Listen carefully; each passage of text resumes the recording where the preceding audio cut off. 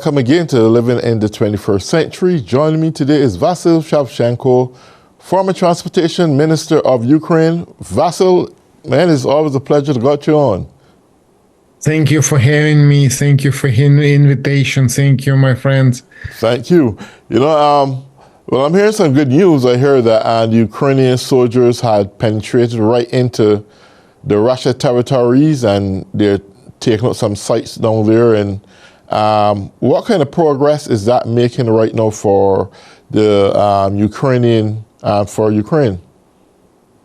I'd say that Ukraine forces are fighting there effectively and have had many successful operations in this region because Russians are not able to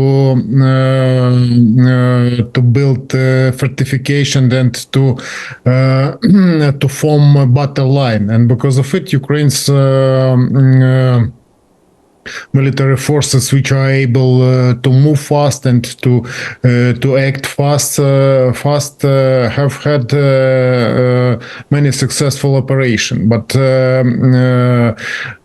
one from the reasons these operations was to prevent their blow to Sumy bordering region and to demonstrate that Ukraine forces are able to act differently and to shift battle line at the Russia's territory, and all these events has achieved results and have achieved results, and I'd say Ukraine forces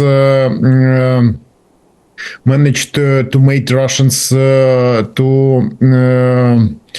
to shift their troops from eastern region when they were fighting and sending more and more soldiers, newly drafted or without any preparing, making the waves for storming Ukraine's fortifications, and they have to move them to this region. And now around this territory, Russians are trying to form battle line just to have opportunity to defend. But Ukraine forces don't have the goals to capture any city, and they have demonstrated that they have acted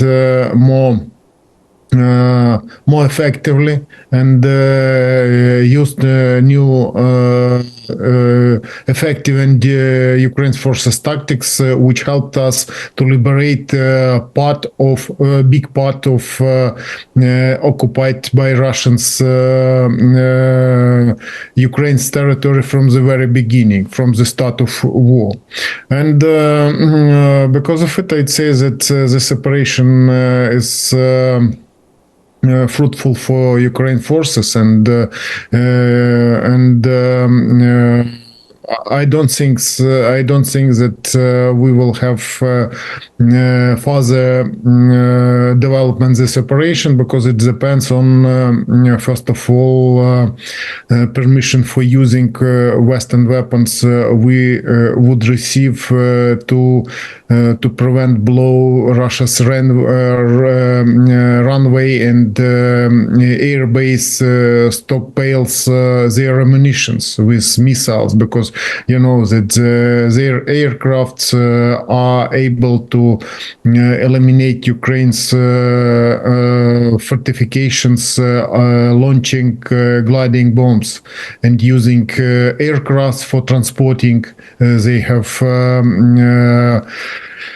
domination in the sphere of aircraft, and they have long-range bombers, and it allows them to launch different type of missiles. It's drones, different types, and different type of cruise missiles, and aeroballistics missiles, ballistic missiles, all type of these missiles. They are launching just to eliminate Ukraine's fortifications at the battle line.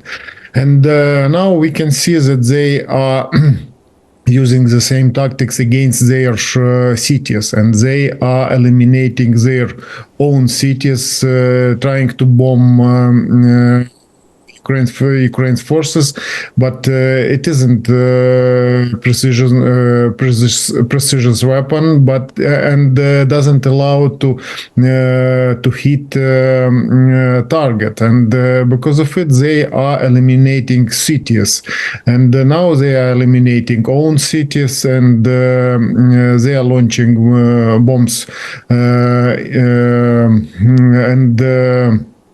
eliminating Russians' cities. But you know that these tactics would be more effective, Ukraine's forces, to defend our territory, if we have Ukraine forces would have permission for using long-range missiles to prevent their blow, or to mate their aircraft, first of all, fighter jet, which are launching these bombs very often. They are using these bombs in different spheres, and as usual, it's bombs from the past, from the Soviet past, and they equips it by so-called guiding equipment and launching. But many bombs were dropped above Russia's territories, spoiling their territory and eliminating their country's facilities. And now I can see that Ukraine forces are going to use against Russia's aircraft Ukraine's produced drones, and for example, lately we have had many information that Ukraine's defense forces managed to eliminate Russia's stockpiles with a big number of munitions, with ballistic missiles Russians received from North Korea. And last information, for example, appeared from Donbas region when after missiles blow were killed 6 North Korea officers, and we think that they invited them to correct using this type of missiles, and maybe to correct using artillery shells. And it was fixed. Ukraine's military intelligence service and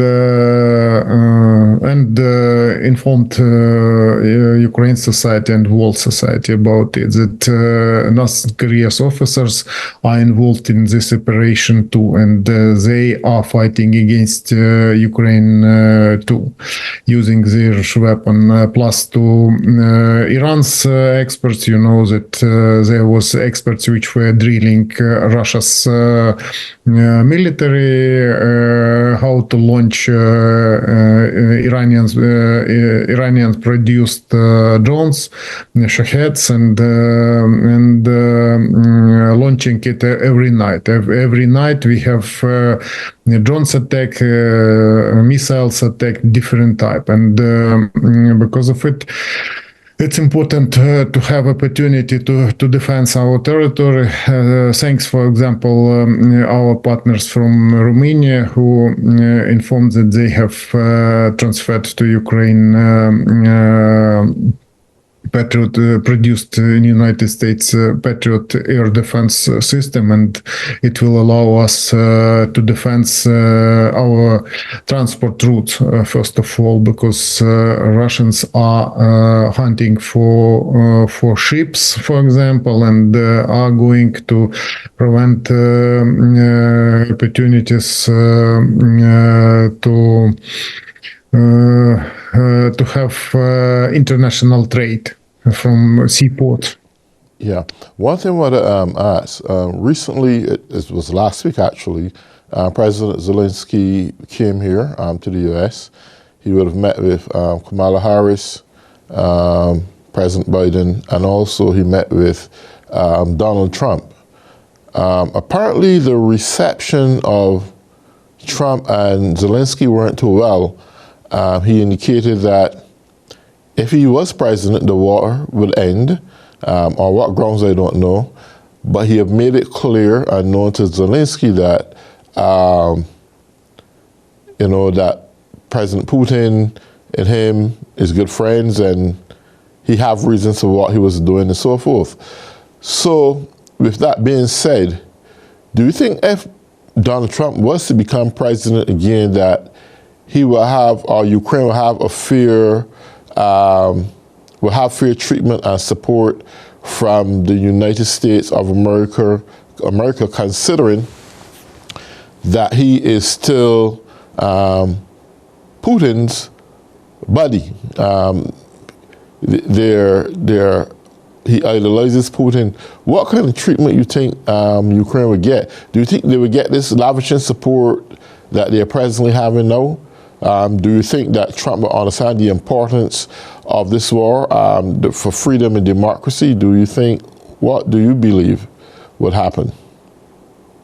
I'd say that thanks United States officials and thanks current United States President and Vice President Kamala Harris for meeting, and thanks Donald Trump for meeting with Ukraine's president, because we have no choice. We must communicate with all officials, and you know that there were different rumors concerning the treating between Ukraine's president and Donald Trump, because he had commented many times that he is able to establish peace in Ukraine, but I don't think that it's truth, and I don't think that he will able to act this way, and I don't think that he will be able to persuade Putin to stop it, because just after during this visit, Putin started saber-rattling nuclear stick again, that they are going to correct their doctrines for using nuclear weapon, and now they issued an information that they are able, according to their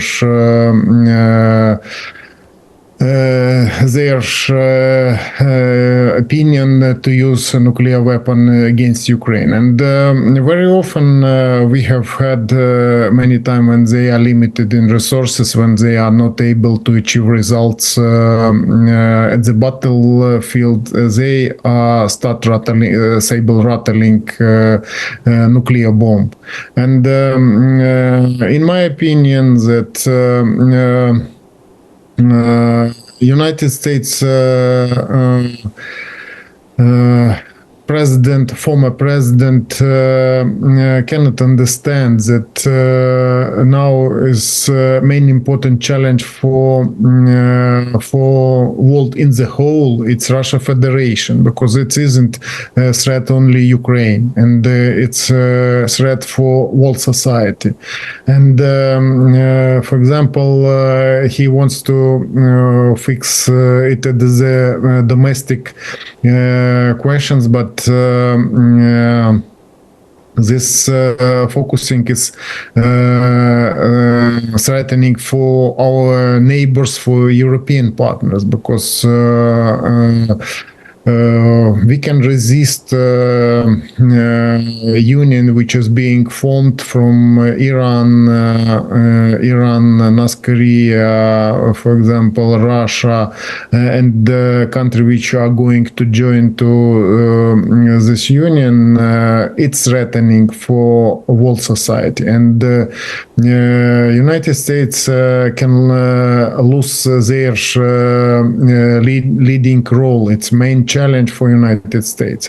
And because of it, I share, for example, current President United States, Joseph Biden opinion, who knows how to act. And now he's careful because United States are in the domestic election campaign, but results of combat events at the battle line in Ukraine will influence for our partners in Europe, for United States, and it can be a threatening point for further relations with autocratic countries, because every step back will demonstrate them that West is becoming weaker. And we cannot do it, and because of it, we are trying to demonstrate that we are together. But at the same time, we must understand that Russia has no any independent media. All information we receive from Russia, China, and these autocratic countries, it's lie. And because of it, we cannot focus at it, and cannot take their media opinion, because it's propaganda, and propaganda is harmful for world society, for United States, for Europe, and for globe, because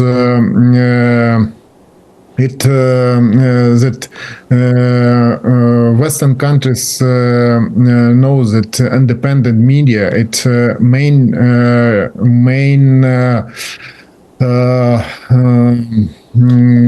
got autocracy.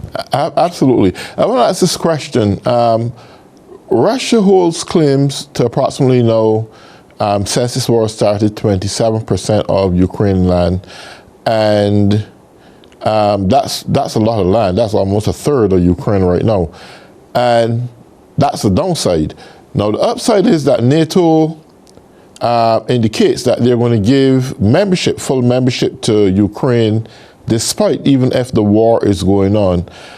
Would that give Zelensky the motivation to go after the other 25% of land that presently Russia claims it holds claim to? But I say that current war, it isn't about the land.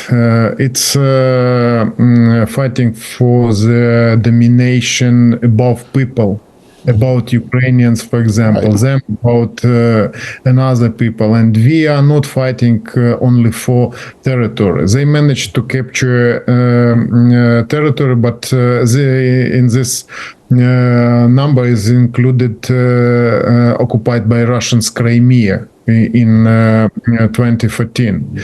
And a big part of territory which was captured by Russians in 2022 have been liberated by Ukrainian forces. But now we are not able to fight against domination Russia in different spheres. First of all, they have huge resources. They are receiving ammunition from their partners, and we have to have negotiations with every country, because our partners and our neighbors are afraid because what will be next, and we are not sure that our partners believed for 100% that we will win, and they are hesitating because of it. They are not able to fulfill their obligations they promised us at the Ramstein meeting, and because of it. Ukraine's point of view is changing. For example, Ukraine's industry can produce ammunition more than about 30 billion, but now it's loaded only for 30%. But we lack of money for this industry, and we can produce this industry ourselves. And 12th of October will take place next Ramstein meeting, and then these questions will be raised. Just to discuss, and we have good experience, for example, with Denmark, which allocated money for producing this weapon artillery systems at the Ukrainian plants.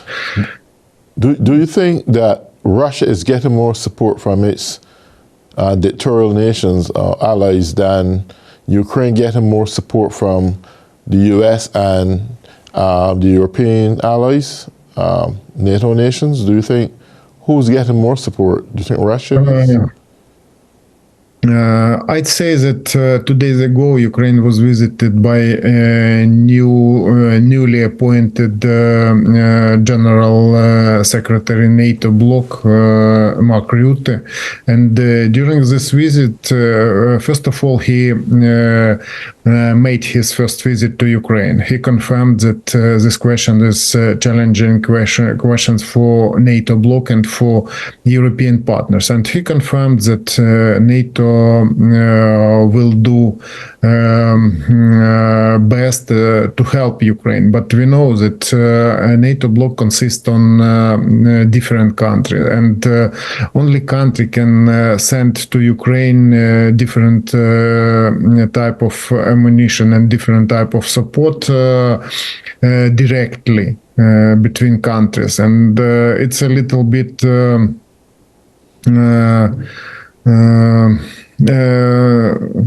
it's quite complicated because every country is counting their relations with Ukraine and with Russia, threats from Russia, and they are living in under Russia's propaganda domination because many countries haven't prohibited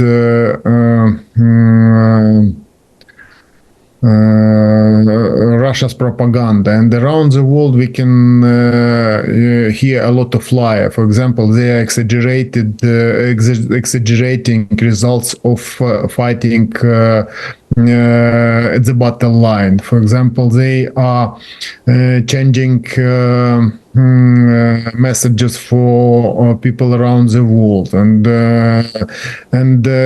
this way they can achieve different results. For example, you know that United States officials fixed that Russia interfered in the election campaign in United States. And how about other countries who are not able to react immediately, or sometimes there are around the world in different countries there are persons who are going to run for president or running for parliament can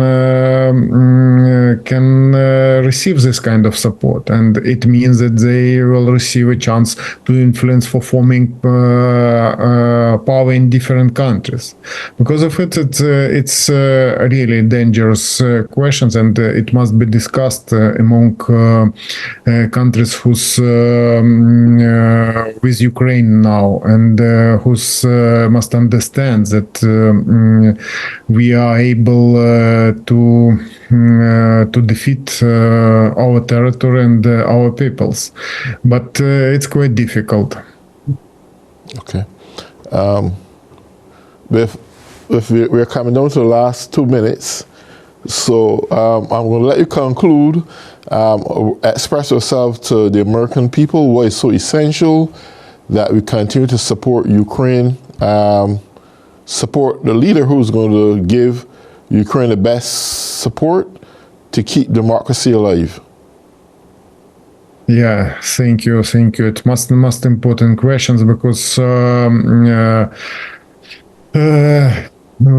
we can see that this kind of attack is really huge, and it appears that it isn't only Russia, and it appears that Russia is being supported by China, and China is going to have own benefits from this competition, and all of them are not interested in it, because it's test Western countries for unity and for opportunity to be together to repel this attack. And I'd say that United States is democratical country, and it's example for other countries and how to act. And I personally, and many Ukrainians, all Ukrainians, really thankful United States people for support, for following events in Ukraine, and we know that Americans support us, and it's really huge hopes for future, because living in these conditions quite difficult, and you know that many people are abroad and are watching last news from around the world, and a big part of people are serving in the service, and people civilians